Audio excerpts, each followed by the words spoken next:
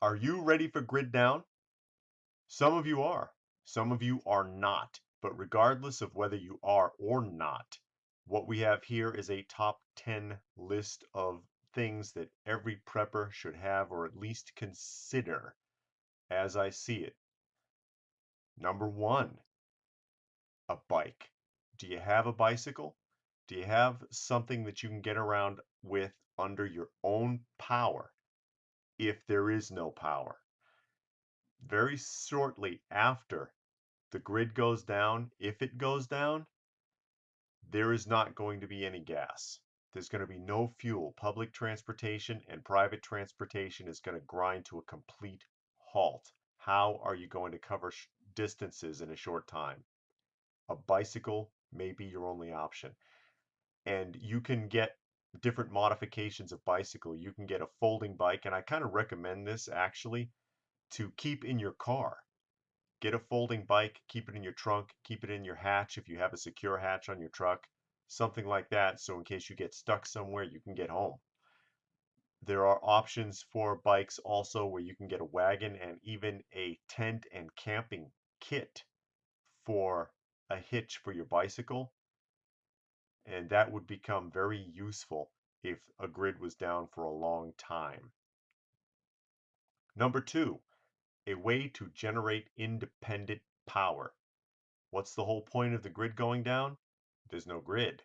That means no electricity. And you probably have a lot of things, we all do, have a lot of things that you probably want to be able to power. Even if it's just the lights, even if it's heat.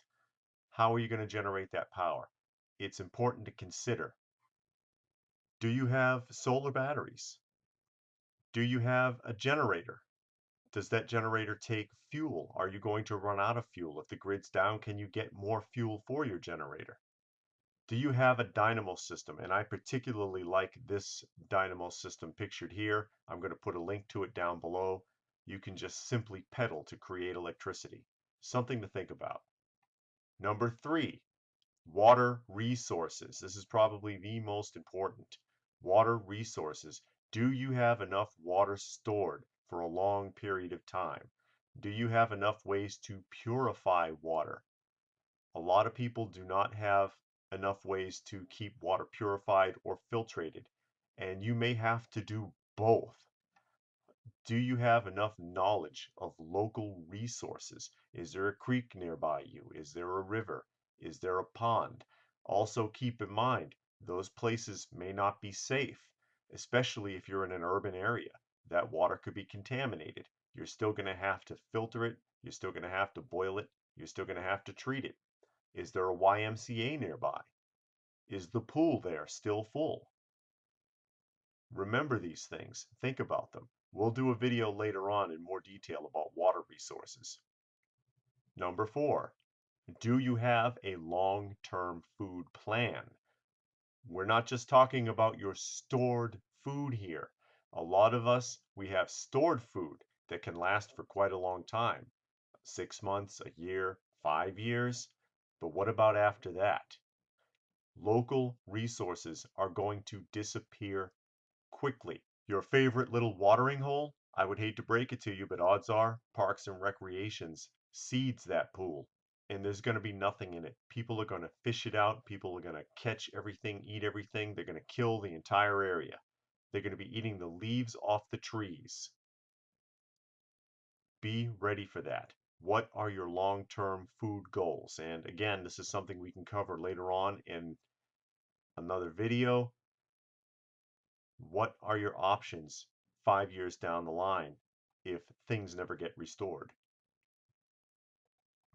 Number five, basic hand tools.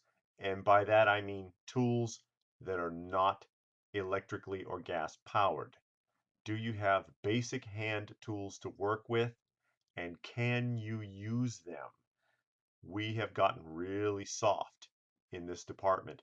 It's fun to play with all those fancy power tools and pretend that you're Tim from Tool Time, but in a grid down situation, none of that stuff is going to work. It's going to be expensive paperweights.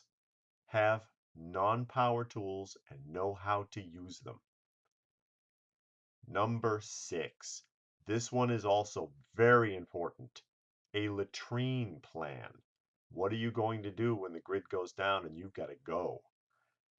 People, this is where you're going to find out just how nasty human beings can be. I have seen this firsthand, where water no longer ran.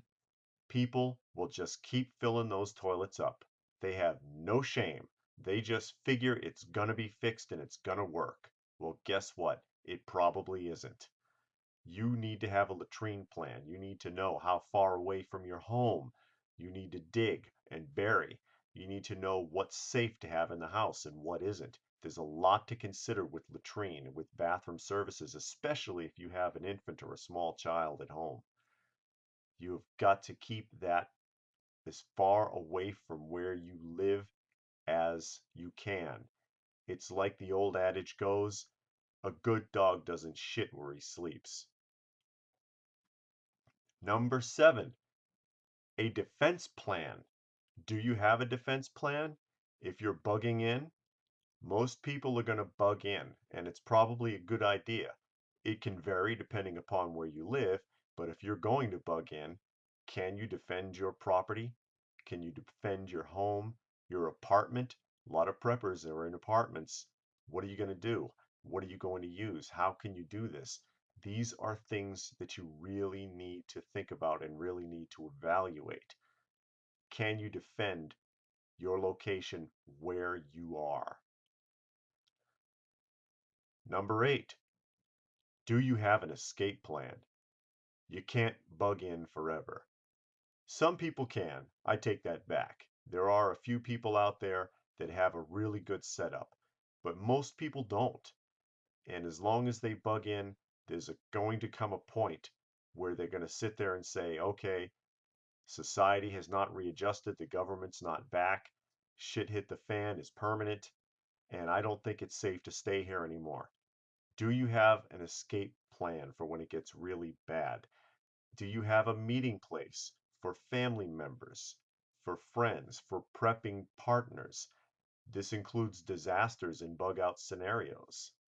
Do you have multiple routes that you can use in case one or two of them are no longer viable? Number 9, communication. You're going to need to stay in touch. You're going to need to get reports, and you're going to need a safe place to store these items, such as a Faraday cage, because your grid down situation could be an EMP pulse, either natural or man-made. Have radios that you can listen to emergency broadcasts with. Have walkie-talkies or personal radios that you can communicate with other people in your personal group or with other family members. Keep in touch, maintain that communication, devise alternate means of communication, like being able to leave markers that only your group can identify. Communication is key.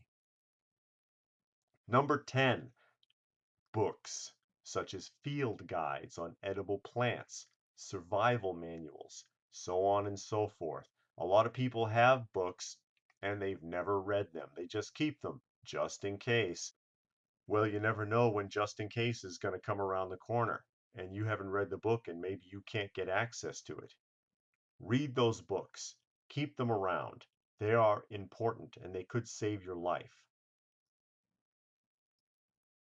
And one more, because we love giving you a bonus, call this 11 if you want to.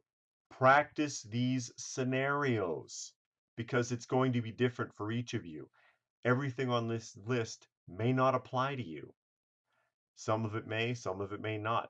There may be some things you haven't thought of. There may be a lot of things that you've got, but you've never done it. You've got to practice. You've got to actually live the event. You've got to attempt it. Practice these scenarios. You are your own best prep. And one more tip, an extra shout out for people in cold weather areas. Be prepared for a grid down situation where you will have no utilities, since that means you will have no heat. Do you have window treatments?